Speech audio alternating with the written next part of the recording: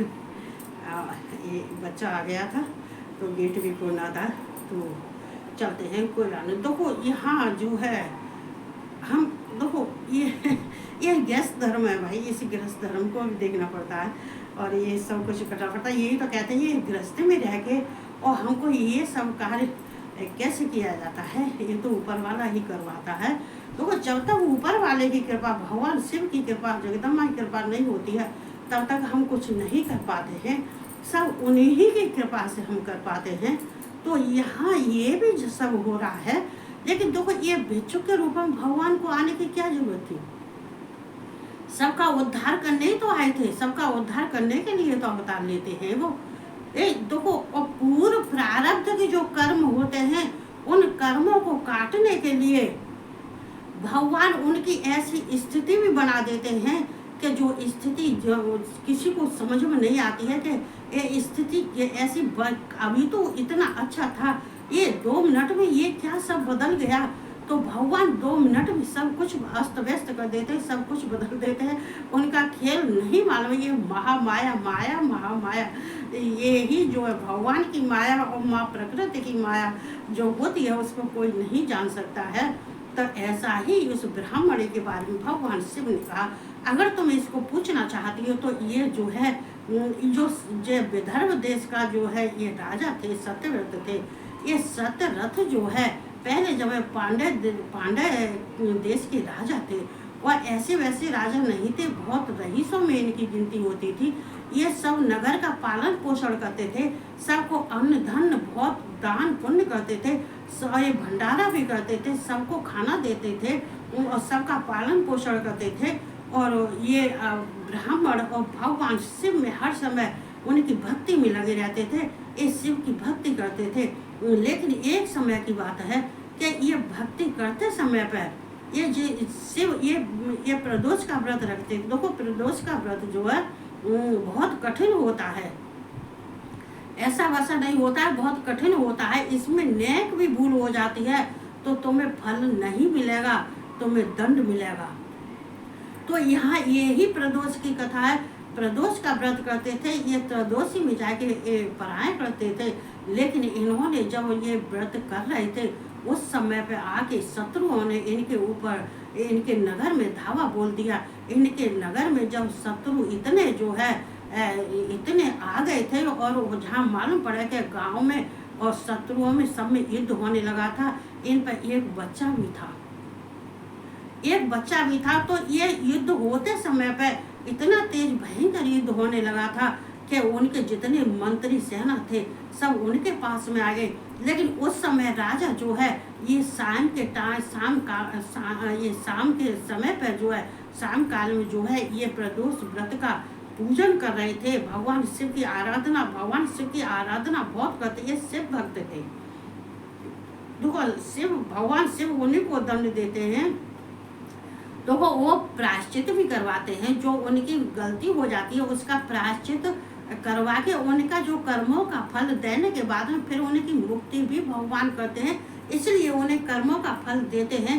लेकिन यहाँ ऐसे ही राजा के साथ में हुआ था कि वो शाम काल में जब प्रदोष का व्रत कर रहे थे और पूजा भगवान शिव की कर रहे थे, उस समय पर उनके मंत्री आए और मंत्री लाने के बाद में जो उसमें ज़्यादा ही जो मारधार वाला था, ये सामंत जो है था, उस सामंत को जो है पकड़ के लेके आए। लेकिन ये राजा ने गुस्से में और क्रोध में आके, राजा ने ये नहीं देखा कि मेरा व्रत है, मैं भगवान शिव का पूजन कर रहा हूँ, इस समय पर मैं किसी से क्रोध नहीं करूँ और ना ही कोई गलत कार्य करूँ जो है। लेकिन वो क्रोध में आने की वजह से एकदम रोष में राजा आ गया और आने के बाद में उसने कहा अपने सैनिकों से इसका गला काट दो। उसका सामंत का गला काट दिया और काटने के बाद में युद्ध होने लगा और इतना भारी तेज युद्ध हो रहा था कि युद्ध होते समय पर ये जो है ये राजा ने फिर ये युद्ध के बाद में जब ये मालूम पड़ा था, युद्ध होने के बाद में जब समाप्त हो गया था, तो राजा ने जो है अपना खाना भी खा लिया था। ये शाम के टाइम पर खाना नहीं खाते हैं, रात में खाना नहीं खाते, प्रदोष व्रत करने के वाले रात में खाना नहीं खाते हैं। और वैसे भी कोई भी व्रत करो, कोई ही व्रत करो, जैसे आजकल क्या है कि नहीं हम 12 बजे से शुरू कर रहे हैं, रात के 12 बजे खाएंगे, वो आसुरी खाना हो जाता है। वो कहते हैं कि वो असुरों का खाना हो जाता है, उसमें आसुरी प्रवृत्तियों का उसमें ज़्यादा ही भोग प्रसाद में मिल जाता है। इसलिए उसको जो है खाना नहीं खाना चाहिए। ये शाम को व्रत वाले जितने हैं 6 बजे से पहले खाना खा लेना चाहिए, या 6 बजे नहीं तो 7 बजे से 7 बजे तक पूजा करके 6 बजे तक पूजा करके तो खा लेना चाहिए, रात में नहीं। लेकिन इसको उसकी कहते हैं कि विनाश काले विपरीत बुद्धि, उसको जब विनाश होता है तो ये बुद्धि भी विपरीत हो जाती है। ऐसे ही राजा की हो गई थी, उसने भी रात में खाना खा लिया और रात में उसने गला भी कटवा दिया, उसको मार भी दिया, युद्ध भी हुआ।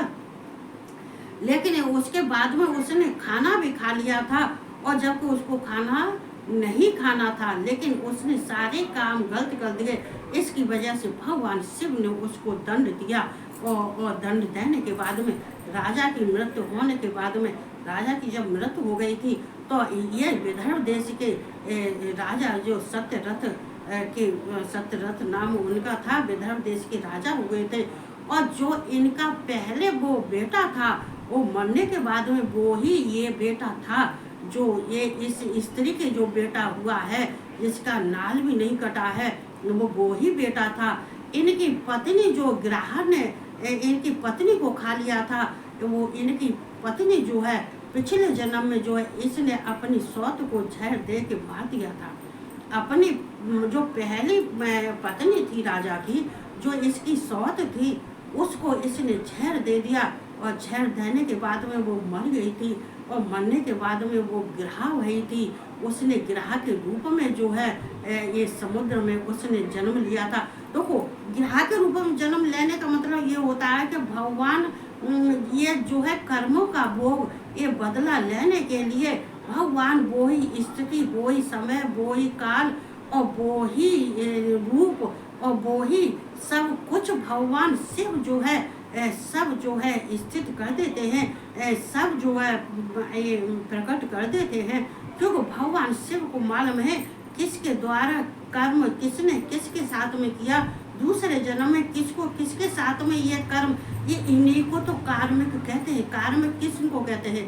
कार्मिक उनको कहते हैं जो पिछले जन्म में किसी ने किसी के साथ में किया है, लेकिन इस जन्म में आके वो अपना बदला लेते हैं, और भगवान शिव उसमें साक्षी होते हैं। ये सब कार्य भगवान के द्वारा हुआ होता है, ये भगवान की माया से ही होता है, ये शिव की माया से ही होता है। कहते हैं कि शिव जहाँ पे खड़े होकर जो कार्य करते हैं, वो कार्य जो है व्यर्थ में नहीं करते हैं। जो किया हुआ है उसका भोगने के लिए भगवान शिव जो है प्रकट करते हैं, उत्पन्न करते हैं, वही स्थिति उत्पन्न करते हैं, वही समय उत्पन्न करते हैं, वही इंसान उत्पन्न करते हैं। सब कुछ भगवान शिव के हाथ में है। तो गिरहा जो वो बनी थी, वो स्त्री जिसने इसने अपनी सौत को जन्म दे दिया था, ये ब्राह्मण ही मैं उसकी कथा कह रहा हूँ। उसकी तुझे बात पूछना चाहती है तो मैं बात बता रहा हूँ। क्या वो गिरहा बन के और उसने इस जन्म में आके इसको निगल लिया, और इसको निगलने के लिए जैसे कि उसने भी कोई सुख नहीं भोगा था, इसलिए इस जन्म में भी उसको कोई सुख भोगने को नहीं मिला, ना ही राजा को सुख भोगने को चुका। इस जन्म में भी आके राजा ने उसका गला कटवाया था। इस जन्म में वो शत्रु उत्पन्न हुए थे, जो साले कहते साले और क्षत्रिय थे, तो वो उत्पन्न हुए थे। उन्होंने इस राजा को मार दिया था, चूँकि उसी ने राजा को मारा था जिसने कि इन्होंने गला कटवाया था। वो ही इस जन्म में इनको मिला था, वो ही दंड इस जन्म में इनको मिला था। भगवान शिव ये बात उसको ब्राह्मण को बता रहे हैं, बोले कि ये जो तुम पूछ रही हो तो ये ही है कि ये पिछले जन्म का जो सान्य देश के राजा थे, वो विदर्भ देश के सत्यरथ हुए, और पिछले जन्म में इन्होंने किसी का गला कटवा दिया था। इस जन्म में उसी ने इनको मार दिया, और जो इनकी पत्नी ने पिछले जन्म में अपनी सौत को जहर दे दिया था, उसी पत्नी ने ग्राह का रूप धारण करके और इसको निगल लिया। देखो क्या पड़ी थी इसको कि ये पेड़ के नीचे जाके इसने बच्चे को जन्म दे दिया, समुद्र में जल पीने को, पानी पीने को चली गई, इसको प्यास लगी, लेकिन इसको क्या मालूम कि वहाँ मेरी सौत बैठी हुई है। देखो यही तो होता है, क्या होता है, ये कर्मों का भोग यही तो होता है। लेकिन इंसान नहीं समझता, इंसान कुछ नहीं समझता है, ये भगवान की वाणी को नहीं समझता है, भगवान के संकेतों को नहीं समझता है। भगवान इसलिए तो बार बार संकेत देते हैं कि सावधान हो जाओ, अब ज्यादा हो गया, अब किसी के संग में इतना कष्ट मत दो जो भगवान को आना पड़े। भगवान जब किसी को कोई कष्ट ज्यादा देता है, घना ही कष्ट देता है, इतना देता है कि सहन करने वाला भी बिलख जाता है, मंडे पे आतर हो जाता है, तो भगवान कहते हैं भगवान को आना पड़ता है और शक्तियों को आना पड़ता है, ये मजबूरन आना पड़ता है। क्यों आना पड़ता है कि जब किसी पे भगवान, इंसान तो इंसान को देखता है और लेकिन भगवान नहीं देख सकता है। भगवान कहता है कि जिसका जो इंसान सच्चा इंसान होता है और उसके साथ में ऐसा होता है, उसके साथ में भगवान शक्तियाँ ये बराबर खड़ी होती हैं और बराबर खड़ी होने के बाद वो सुरक्षा करती हैं। लेकिन अगर ऐसा वैसा होता है, चूँकि उसने जहर दिया तो उसको भगवान ने गिरहा बना दिया, गिरहा बनाने के बाद में मालूम पड़ा कि ऐसी स्थिति हो गई, वो जल पीने गई और वो गिरहा के रूप में बैठी तक आ रही थी, उसने उसको निगल लिया। तो ये सारी समस्याएं, ये क्या होता है, ये हमारे प्रारब्ध का भोग होता है, ये प्रारब्ध के कर्म होते हैं, उन कर्मों का ही फल यहाँ भोगना पड़ता है। लेकिन हे ब्राह्मणी, तो इन दोनों को जो तू सुनना चाहती थी वो हमने सुना दिया है, लेकिन इन दोनों को ले जाओ तो अपने घर ले जाके इनका पालन पोषण करो और इनका जो है पालन पोषण करने के बाद में इनको अच्छा अन्न खिलाओ, इनका गृह संस्कार करवाओ, इनका नामकरण संस्कार करवाओ इनका। तो ये भगवान शिव ने कहा। लेकिन ब्राह्मणी कहती है कि अभी इतना सब कुछ तो बता दिया है, लेकिन मेरे बच्चे के बारे में बताओ। लेकिन भगवान ने इतना, ब्राह्मणी ने कहा, भगवान ने अपना रूप प्रकट कर लिया। भगवान शिव साक्षात अपने रूप में खड़े हो गए, प्रकट हो गए उस ब्राह्मणी के सामने। और प्रकट होने के बाद में ब्राह्मणी ने जो देखा कि ये भिक्षुक नहीं है, ये शिव है, महादेव है, भगवान है, तो वो इतना देखने के बाद उनके पैरों में पड़ गई, पैर पकड़ लिए और उनको साष्टांग प्रणाम किया और उनकी स्तुति वंदना की और उनको हाथ जोड़ के कहने लगी, आप, मैं तो पहले ही सोच रही थी कि ये कोई भिक्षुक नहीं है, शिव है, लेकिन आपने मुझे रूप नहीं दिखाया। मैं आपके रूप को देख के बहुत धन्य धन्य हो गई, मेरा जीवन सफल हो गया कि आज मुझे आपके दर्शन हो गए। इस दर्शन के लिए तो बहुत जन्म जन्म तपस्या करते हैं, तब उनको दर्शन नहीं होते हैं, लेकिन आज मुझे अपने भाग्य से और आपके दर्शन हो गए, मैं बहुत भाग्यशाली हूँ। लेकिन भगवान शिव कहने लगे कि ब्राह्मणी, तेरी मदद हम करेंगे, इन बच्चों की मदद हम करेंगे, लेकिन तू अपने बच्चे के बारे में पूछ रही है, तो ये पिछले जन्म में ये ब्राह्मण था और ब्राह्मण हो और ये बुद्धिमान भी था, ब्राह्मण भी था, बुद्धिमान था, लेकिन ये क्या करता, ये दान, किसी को दान नहीं करता। इसके पास में बहुत धन था, लेकिन किसी साधु संत, किसी गरीब की ये जो सहायता मदद नहीं करता था और ना ही ये दान पुण्य करता था। ये सबसे ले के अपना और आनंद उठाता था, सबसे ये छीन झपट करता था, सबसे लेता था, छीनता झपट करता था, छल कपट करता था। ये इसलिए ये जो है ये ब्राह्मण जो दरिद्री था और वही दरिद्री आज तुम्हारे घर में जन्म लेने के बाद में वही दरिद्रता जन्म लेते ही इसने तुम्हारे घर में फैला दी। तुम्हारा पति खत्म हो गया, तुम्हारे घर का अन्न धन खत्म हो गया, क्योंकि तुम्हारा बेटा ये दरिद्र है। इसको दरिद्र, इसलिए इनको भगवान शिव के चरणों में, इनको दोनों बच्चों को तुम उनके चरणों में डाल दो और इनसे दोनों को भगवान शिव की जो है आराधना और ये पूजा पाठ इनसे करवाओ, भगवान शिव का अभिषेक इन दोनों से करवाओ। लेकिन भगवान शिव ने इतना कहने के बाद ब्राह्मणी को समझा दिया। भगवान ब्राह्मणी ने समझने के बाद में भगवान से अंतर ध्यान हो गए। ब्राह्मणी घर लेके आ गई थी। घर ले जाने के बाद में अभी देखो ये सत्संग रहने लगी। उनका नाम संस्कार भी करवाया। एक राजा का बेटा था, एक राजा का बेटा था और एक ब्राह्मण का बेटा, वो ब्राह्मणी का बेटा था, राजा का बेटा ये विदर्भ देश के जो राजा थे सत्यरथ थे उनका बेटा था। लेकिन ये दोनों कहाँ पले, देखो न तो उस स्त्री ने अपने बेटे का सुख भोगा, न पति ने सुख भोगा, और ना उस जन्म में सुख भोगा, ना इस जन्म में सुख भोगा। सुख मिला तो किसको मिला, अनजानी एक ब्राह्मणी को जन्म मिला जो उसके बारे में कुछ जानती नहीं थी। लेकिन उसका कहते भगवान शिव की कृपा ऐसी हुई, उन बच्चों को जो है उसके घर में अन्न धन की किसी चीज़ की कमी नहीं रही। इतना अन्न धन बढ़ गया था, इतना बढ़ता गया कि ब्राह्मण ने दोनों को अच्छे से पालन पोषण करवाया। और पालन पोषण करवाने के बाद में 6 महीने के बाद में उनका यज्ञोपवीत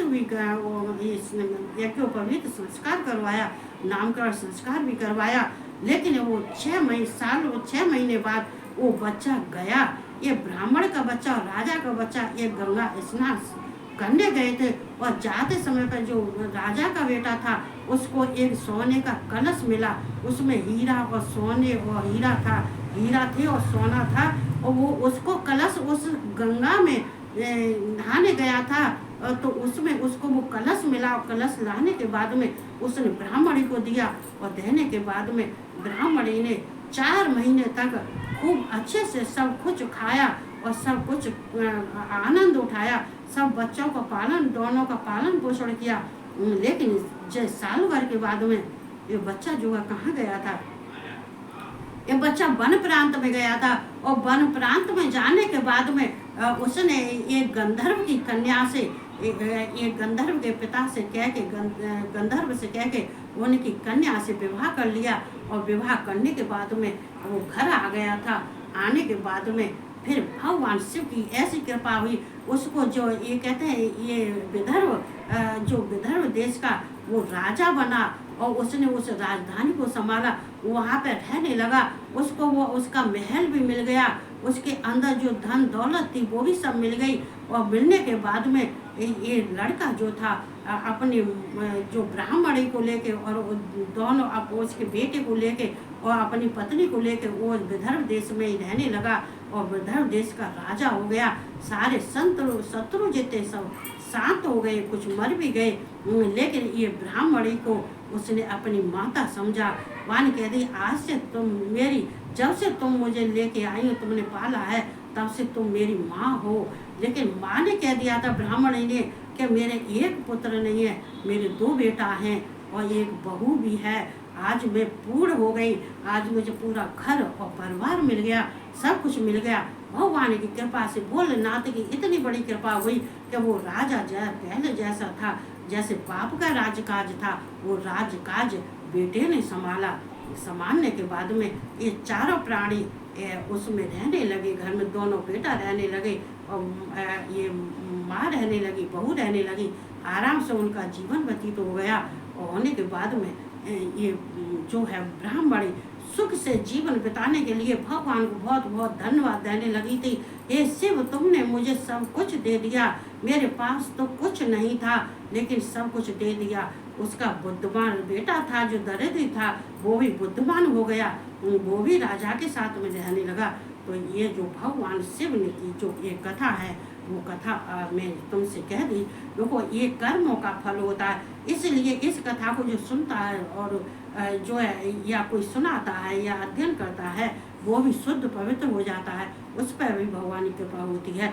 तो ये भगवान शिव का जो है ये जो है ये भिक्षुक अवतार की कथा आज हमने सुना दी है। कल कौन सी कथा है वो हम कल सुनाएंगे। आज इतना ही। तो सब जो है आनंद से रहो और भगवान की शरण में रहो। भगवान की शरण में रहोगे तो तुम्हें सब कुछ मिलेगा। और संसार में ही रमण करोगे तो तुम्हें कुछ नहीं मिलेगा। खाली हाथ आए थे, खाली हाथ जाओगे। इसलिए कुछ यहाँ से लेके जाओ। भगवान को समर्पित करने के लिए, भगवान को देने के लिए कुछ यहाँ से लेके जाओ। तो जो अच्छे कर्म क्या लेके जाओ, अच्छे कर्म लेके जाओ, भगवान खुश हो जाए, प्रसन्न हो जाए, फूलों की वर्षा होने लगे, जय जयकार होने लगे, तो यही कार्य करते हैं तो मुझे भी अच्छा लगता है। इतना कहते सबको हर हर महादेव, जय श्री कृष्णा, राधे राधे, और सबको गुड नाइट।